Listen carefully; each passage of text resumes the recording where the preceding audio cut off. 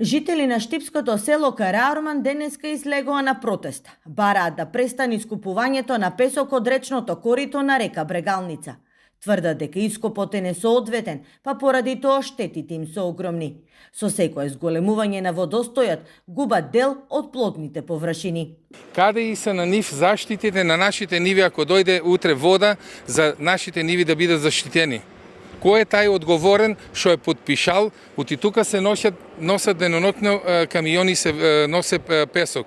Значи, овие се огромни машини, огромни камиони, што за многу кратко време ќе го исцрпат овај песок. Значи, ќе почнат да дојдат да црпат и до нашите ниви. Жителите на село Караорман се децидни. Ако треба ќе го блокираат и локалниот пат, доколку не се смени одлуката со која се дозволува ископ на песок од речното корито.